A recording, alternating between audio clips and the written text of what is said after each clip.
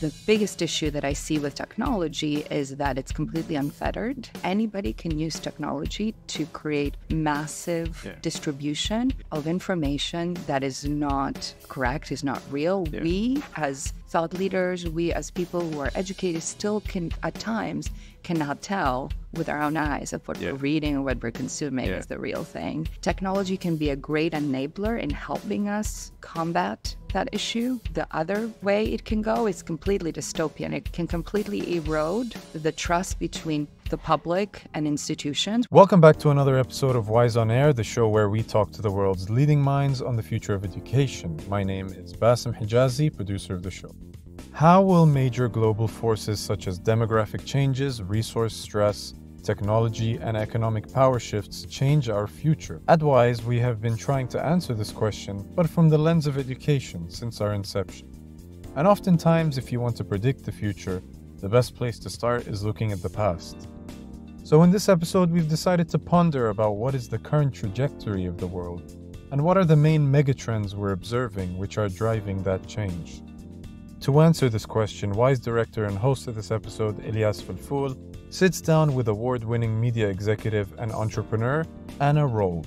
Anna is the founder of Diplomatic Courier, which is a flagship network and magazine for top diplomats in the US and key capitals around the world. She founded the World in 2050 project in 2012, which has since convened over 20,000 stakeholders in various private and public sectors. Based on their findings so far, we can observe 5 key megatrends, those being 1, exponential technologies, which is a prime example of what we're seeing with artificial intelligence right now. The second being climate change, disruption, and energy transition, a key issue that we need to address here and now.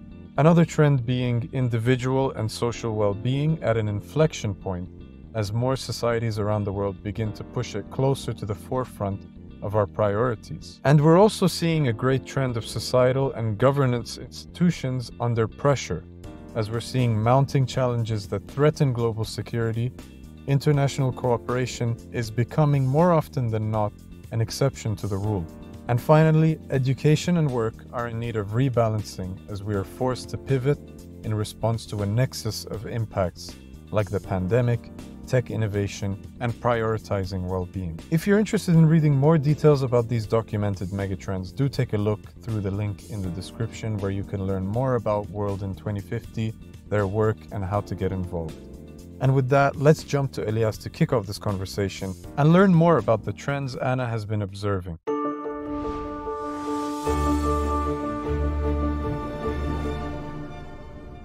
I am with a dear friend of mine that I have been looking forward to have a conversation. Actually, I was looking forward to bring our friendly conversation to a bigger audience. So I have been an admirer of your work. We have been collaborating between Diplomatic Courier and Wise for many years. And I'm a great fan of your work. And I'm so happy that we're having this conversation. Thank you, Elyas. And I've been a fan of the podcast and you hosting, so I thought you would never ask me. So I'm very happy to be finally asked. Thank you for having me here today. I needed to practice with a lot of other guests until I get to you, Anna, to have a level of, Usually you start with friends, Elyas, first to get comfortable. You're a special friend. You're a friend that I want to make sure that when we have a podcast, I have a bit of experience and a bit of knowledge to make sure that I get the right question. I understand. Because you navigate in a world that is not only education or healthcare or sustainability. You really are the bridge between these very important topics. Before getting into, super deep dive into the work you do with Diplomatic Courier and the World in 2050, I do want to have an understanding of your beautiful journey, the background, the education you've had, just to understand how, the journey. So I'm going to take us very, very back into my childhood. Not to tell you the history of everything, but because where I was born and how I ended up here really is what drives me every day and also what connects me to people in a very authentic and genuine way. So I had a love for cultures and and people and travel and diplomacy and all of those things, because I lived in what would normally be thought of as back in the day, the North Korea of Europe. So I was born in Albania. I was born under very extreme communist regime. And I was cut off as a child from everything. But I kind of knew that there was a world out there. My dad used to listen to Voice of America every morning. So I used to hear him talk about things that were happening beyond this very closed universe. And it drove me, it gave me this desire to really want to know what's happening out there. So when my family moved to Greece and later on to America, I knew that my ticket really to seeing the world was really learning languages. So I learned 5 of them, as a kid, because that's the best time to do it, right?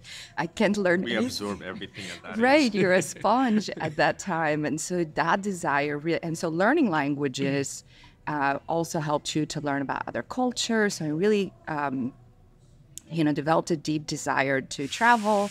It wasn't easy being a kid of immigrants to do that. So I knew that my ticket to that was education. So my family placed a big importance on education, like most immigrant families, because that's your ticket to class mobility. Yep. And then the rest is history. I went to college in America, then I got my graduate degree, I studied diplomacy, negotiations. Studying negotiations was really a great course in how to deal with people and how to help people come to arrangements to agree with each other, which really gave me the foundation to do the work that I do now. And so you knew you're going to end up in journalism and diplomacy, or... So how much serendipity versus I'm going all in to get to that kind of sector? My freshman year in college, I thought I was going to be sort of the next great writer, good writer. Yeah. So I studied English, and then I figured out at Northeastern University, there was like a very small cohort of people studying international affairs. I said, oh, this will be great, because then I get to travel. All my study abroads and all my, internships were in other countries. Also, I couldn't live in Boston in the winter because it was too much for having lived all my life in the Mediterranean, moving to a cold place. So I met... From Montreal. Tell me about it. Exactly. So that was a good way to just, figure out how to live abroad and study abroad and continue that. But it was an evolution. It was things that I learned early as a child to be agile. And so carrying that agility in college really helped me, because even though I studied certain things, I managed to take them and move them into the career that I fell into, not journalism. I kind of fell into that. And so we're celebrating how many years now of Diplomatic Courier? This will be the 18th year, because we launched at UNGA 18 years ago. Wow. UNGA was another place 18 years ago? Yes, completely different place, as you know. No SDGs, no private sector roaming around. It was all about foreign ministers and diplomats solving the problems of the world completely alone. And then something happened we had more private sector starting to engage. Yeah. Then innovators. Right. So the UN innovated within itself. Forced or Well, it was a process. Yeah. We think of transformation as something radical, like change is happening and it's like a radical thing, but it's not. It's the slowest moving current you can think of. And we love to study those slow-moving currents and changes. But this was a process. It was a process over 2 long decades. Yeah. And we're still not even there yet in terms of that transformation. Yeah. Today, young people who really want to be influential, if someone in their 20s, their first job used to be either they go to UN or politics or finance, consultancy. Right. And we see a massive shift. And I see this, it's positive that people go to the startups, but also we're losing a lot of talent in the multilateral and bilateral. Is there some, Well, some UN agencies are definitely in a position to compete. Yeah. Lots of them are not, and they're going to this is the laws of change and transformation. You're either going to adapt or die. Yeah. And some of these agencies are not going to be what they used to be in like 20 years from now. Yeah. But some of them are innovating and disrupting from within, and they're... Okay, you see that. I see it with UNDP and their accelerator. I see it with UNICEF at some point. So there are certain agencies that are doing great work from within.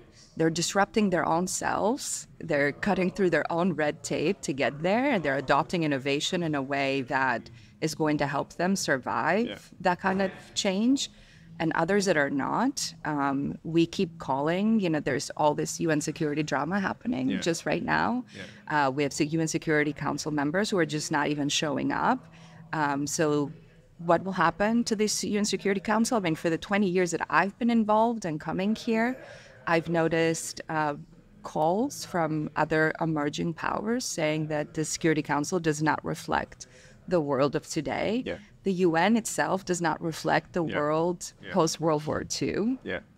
So these changes are either going to happen, or we're going to invent new institutions that are going to reflect. That kind of slowly shadow and provide the and eventually necessary replace stuff. And there's already things and movements happening, replacing where we can. Yeah.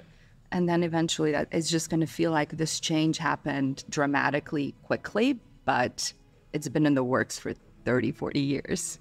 So if I keep this keyword of transformation and change, how do you see the evolution of journalism? Now that we have networks of social, everything is digital, the social media we're having, you're still you're a media that is digitally present, but you also have hard copies. How do you see the transition from passive journalism to these new type of journalism, and what are some of the recipe of success you've been dealing with to keep up, both? So we started Diplomatic Courier in 2006, at the same exact time when Facebook was born, Twitter was born, and some of these social media giants that now my kids are like, what was the world before? What did you guys do before Twitter? And all those outlets. They were born at the life really full to just be in the park. We had a life. But so when this movement towards a digital information economy was just happening, because remember, this is not that old. It's still quite recent. It was a huge disruptive moment for the media. And I remember the time when I started Diplomatic Courier, I was starting a very formal type of a publication. It was academic and research oriented. It looked for thought leaders. It wanted to cover these kinds of very wonky summits. And the idea behind it was that we were going from really, really big to as niche as possible. That business model was not a model that any of the funders and the investors I went to liked. In fact, I got a lot of doors shut. They thought it was crazy. And indeed it was for the moment to do that. But the reason we succeeded was because we were small and agile and we could do massive quality control. We also were born during a disruptive time, so we could see what was happening around us and be agile and move along with the trends. And now we're at a moment where our model is being adopted by major media organizations because the way to survive the next disruption is to go more niche, is to cater with authenticity to your specific audience. It's not to take something small and the model is not to just take it over and bring it to as many millions of eyeballs as possible, because technology enables you to do that. But then what? There's no impact. There's no authenticity. There's no, in our situation, trust of the brand, trust that what you're giving the audience is something that they don't have to research and make sure that it's not junk. if you have few stakeholders that you really want them to read Diplomatic Courier, who that would be? So, without this sounding... Yeah, of course. And everyone is welcome to read Diplomatic Courier, but we're Anna's happy when someone is... We are so we are a publication whose audience is very high level. Yeah. We are read by ministers and heads of states Yeah. and diplomats, thought leaders, but also policymakers, people who are making decisions. Yes. Yeah. I would love to see this in every hand of a student in international affairs, politics, diplomacy, students of the day. I think this needs to be read by students, and we try really hard. If you see Diplomatic Courier, it's a beautiful publication. It's also, we care about the style and the content just as much. We want it to be appealing to a younger audience. Yeah.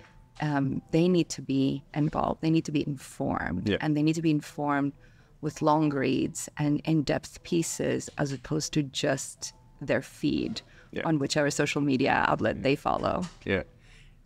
You touch upon technology a little bit, but about journalism. I do have a follow-up question regarding how do you see the technology and some of these digital platforms shaping the future of diplomacy, but also global communication? So right now, the model is, and this is how things have changed in just the last 10 years.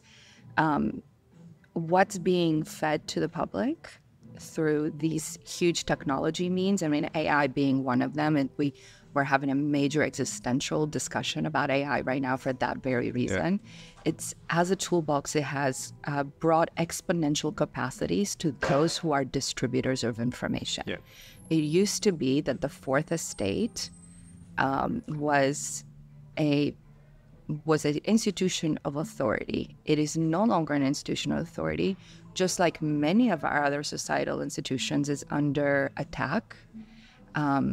It's not trusted by the general public. And so who fills that vacuum when it's not being trusted? The biggest issue that I see with technology is that it's completely unfettered. Right now, anybody can use technology to create massive distribution of information that is not correct, is not real. We, as thought leaders, we as people who are educated still can, at times, cannot tell with our own eyes of what we're reading or what we're consuming is the real thing. Technology can be a great enabler in helping us combat that issue, but it can also, the other way it can go is completely dystopian. It can completely erode the trust between the public and institutions, which is already at a very low point.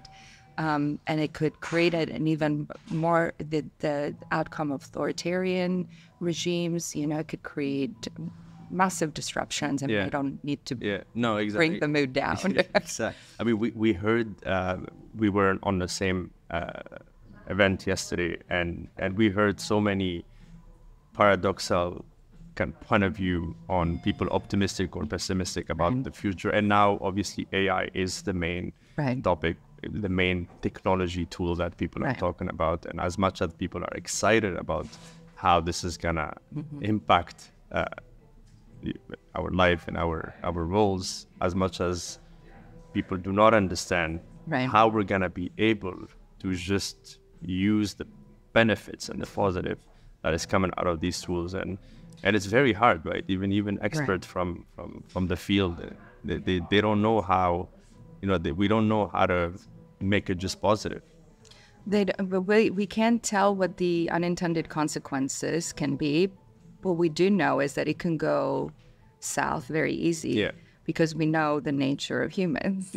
So we know that some of us do not have the best intentions, and we've seen this story unfold before. So if we trust, people ask me as a futurist, what do I do? Do I predict the future? And I said, no, I'm a good history person. I love reading history. If you want to know what happens in the future, figure out what happened before. We are bound to always repeat ourselves.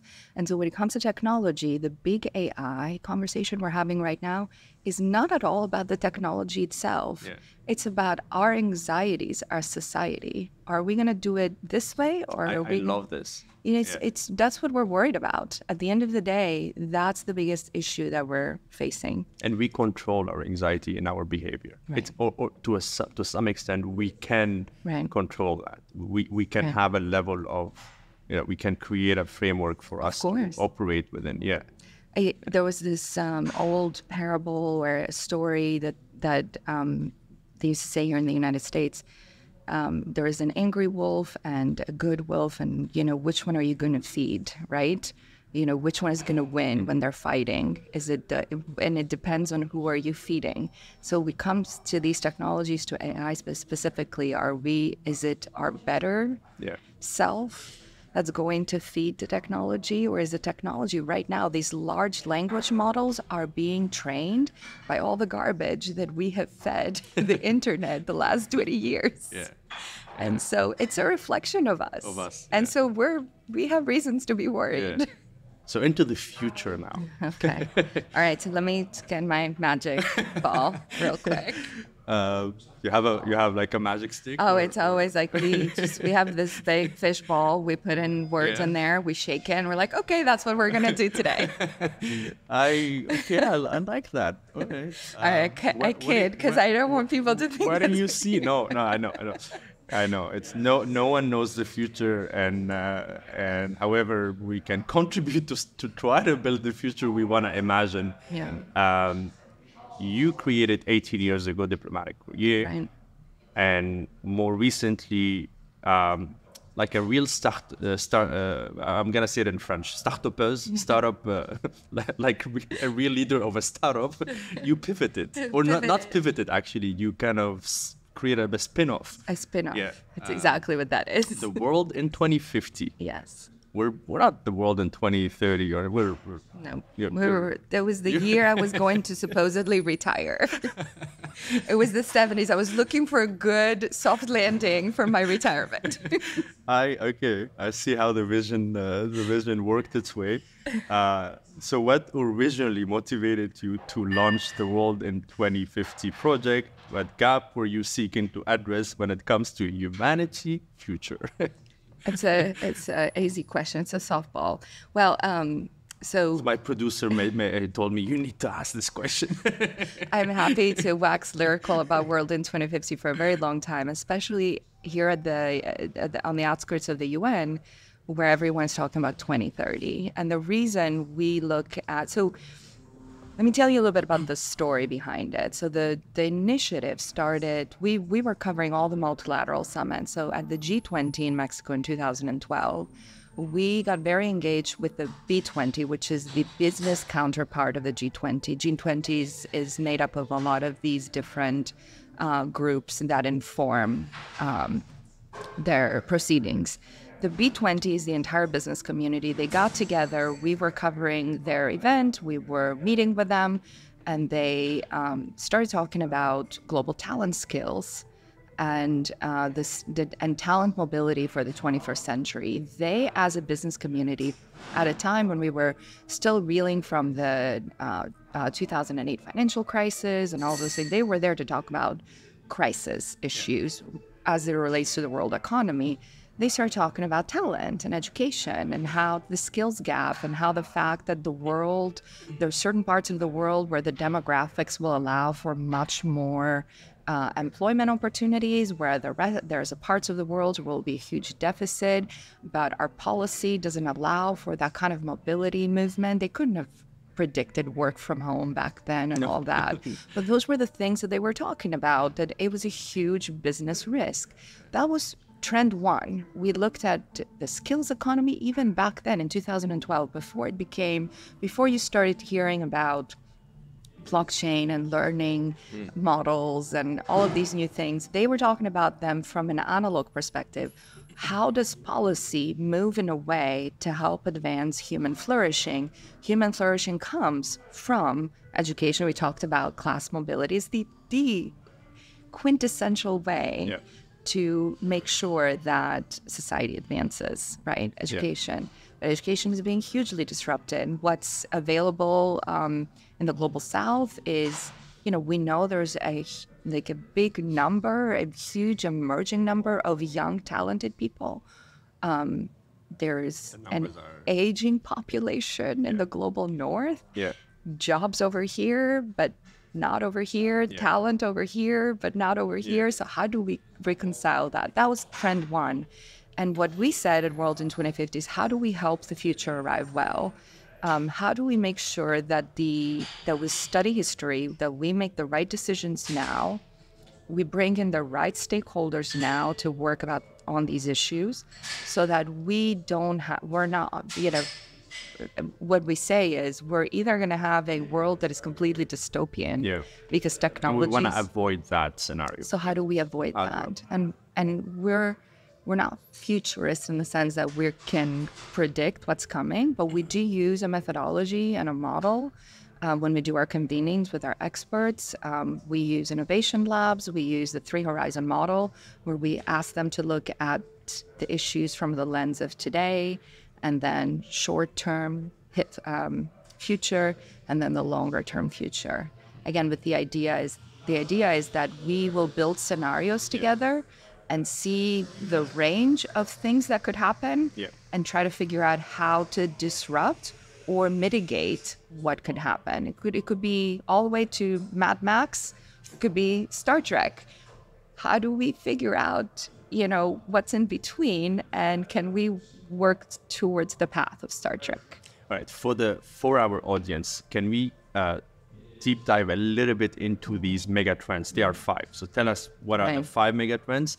And if possible, can we make a kind of connection between the 5 and see how are they related? Because I think if we fail one, it's like almost a domino effect on each one. Yeah.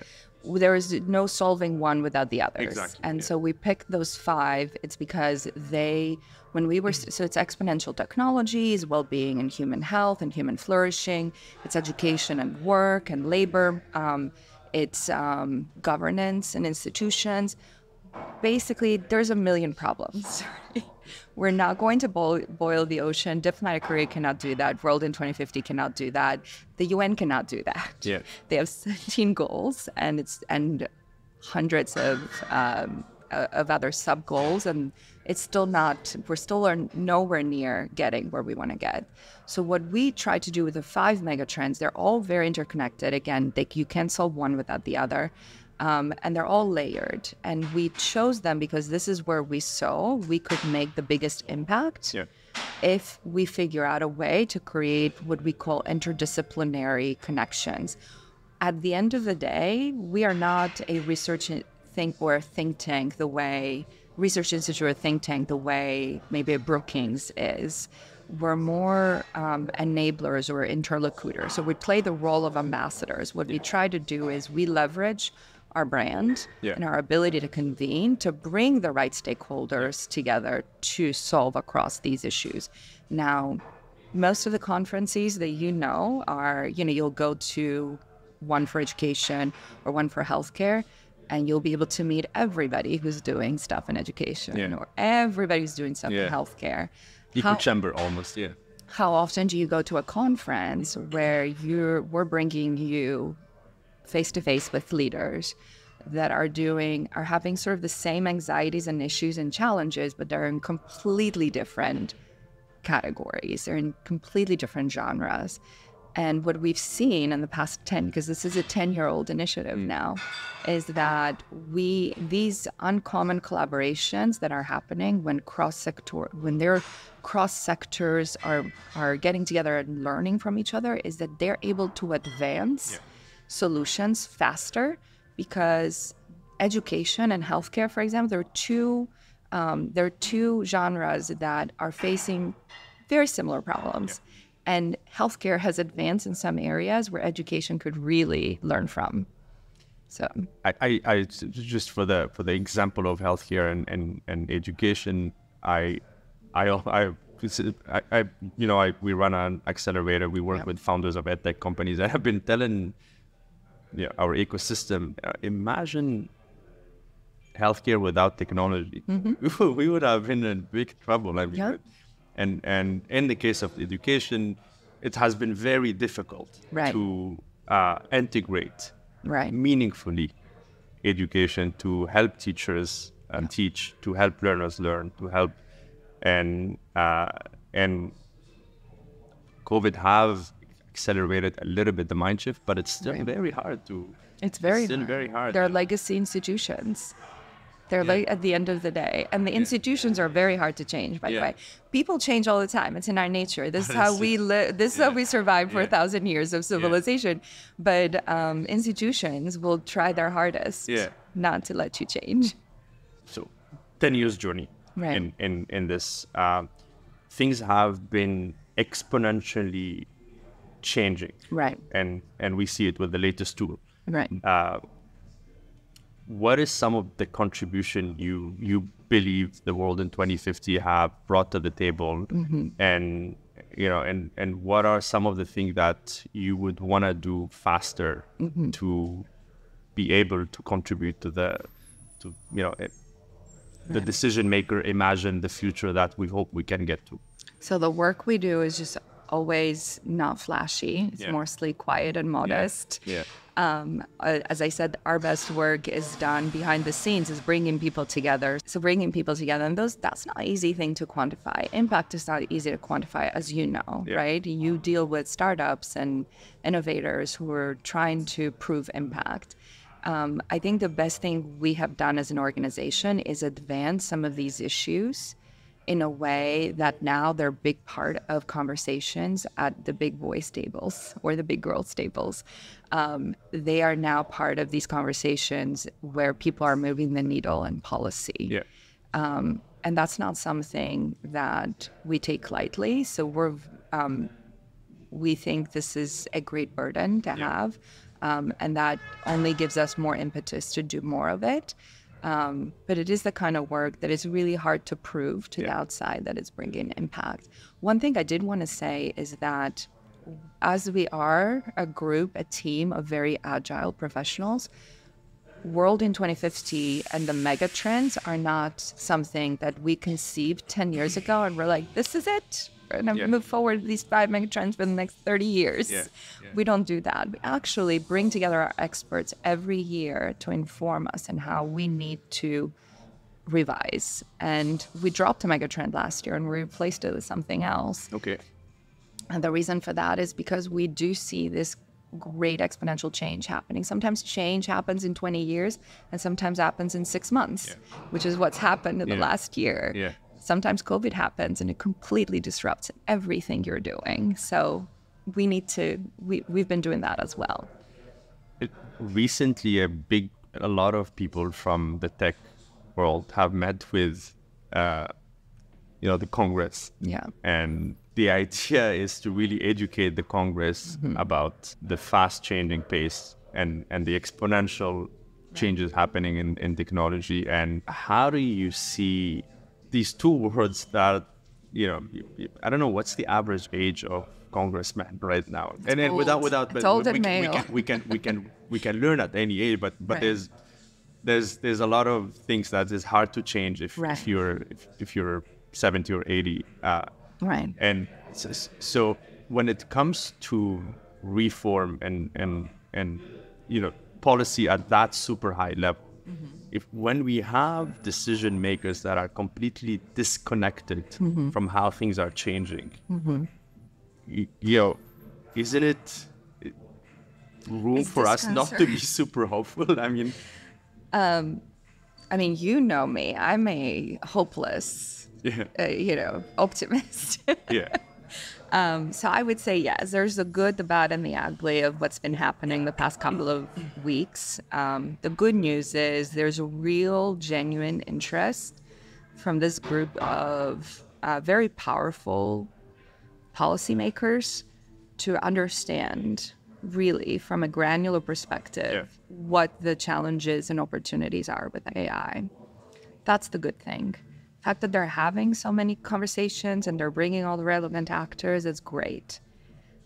The bad news is it's happening behind closed doors. So we don't really know the level of their understanding. Yeah. And you're right. We should be a little concerned. Last time they had a public hearing, everyone quotes that moment when Facebook was talking to Congress, and someone was like, how do I change my password? How do you make money? And then the rest of the world like, whoa, wait a minute. We're at that level. We don't, you guys, it's like your grandpa asking you, how to get on the Wi-Fi, and the Wi-Fi password is 1, 2, 3, 4, 5, but all of that said, I think the part that really is disconcerting is that if these meetings do continue, that they bring in more stakeholders. What you saw there was a very powerful meeting of the big tech titans and the big policymakers in the United States. And I think it's going to happen around the world, right? There are going to be very powerful meetings where people with decision and power and all that are going to be able to figure out the next steps. The problem with that is that looks very much like the world from 50 years ago. Even though we've made changes in how the electorate looks, and there's more women and there's more people, there's more minorities representing, that Congress is not representing of the reality of today. It's also not representing the whole world. That's the other thing too, is that these tech titans are based in the United States. They see the world from Silicon Valley. It's a very different world. Even from an innovator's point of view, you and I know there's innovation hotspots everywhere, and they are looking at innovation very differently. So if that's who's making decisions, those are life-changing. Again, going back to our anxieties, everything we love, hate, want, desire is kind of developed by these algorithms over here, and we have no idea what's in the secret sauce. We know some of them are very concerned for good reason, and that gives us even more existential anxiety about where we are. Couple that with climate change and all of that, I think, and you and I talk about this all the time, not to digress, but bringing more young people to the table. Those are the real stakeholders. We're talking about their future right now, and we're about to seal it for the next 100 years. Bringing more women, bringing more people from around the world. Having a true AI summit, in my opinion, at that level is bringing people from around the world. Where you have the right mix of innovators, policymakers, young people, older people. Bringing inventors. That's a good idea. They should do it. I'll propose it to the wise leadership. We should do that. We should all do it. I will be there. I'll propose it. See, I invited myself. and you will be invited. 2 last questions. I just want to come back to advices to young people. And so first of all, how do you see, at a personal but also Diplomatic Courier and the world in 2050, how do you see some of the things you would want to achieve in the near future? And the last question will be, what are some of the advice you would give, since you're so passionate about involving young people? What are some of the advice you would give to your 20 years old Anna? 20 years old, So last question first. I would say I am genuinely passionate about bringing young people to the table. I think some of it is being done here at the UNGA. Some of it has been done the past several years, but not with the effect that we're looking for. We have UN youth ambassadors, but we're not very sure if they're here to just say a few things, to say their perspective, or they're really here to be involved in changing policy. So giving young people more agency, I think, is very important. I think you guys have done that in an effective way at WISE. More of it needs to be done. So great that you're doing it. You need to do more of it.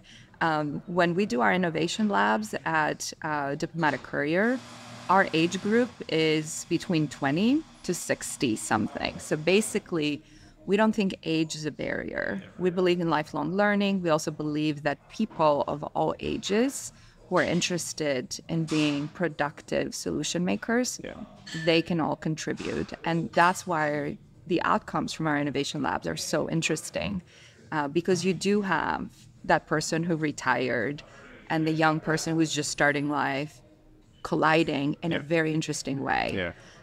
So the advice I would give my 20-year-old self is to really not feel like I don't belong in the room. I feel that my generation was very timid. This generation does not feel like that, and I actually admire that. I think, when I see my kids, when I see, to me, they're kids, these 20-year-olds that come to our meetings and events, I'm just so impressed. And so I would tell myself, be more like that. Bravo. That was a pleasure having this conversation, Anna. Thank you. You are doing a meaningful work. You are, like us, also contributing. I do believe that each one of us can contribute, small, but that's how we can reach a bigger contribution, and hopefully we can make this world a better place. And please keep doing these inspirational work in diplomacy and journalism. And I look forward to see how you influence the world of policy making, and everyone should read more of Diplomatic Courier. Thank you. I appreciate the platform. Thank you, Elyas, so much. It's a pleasure.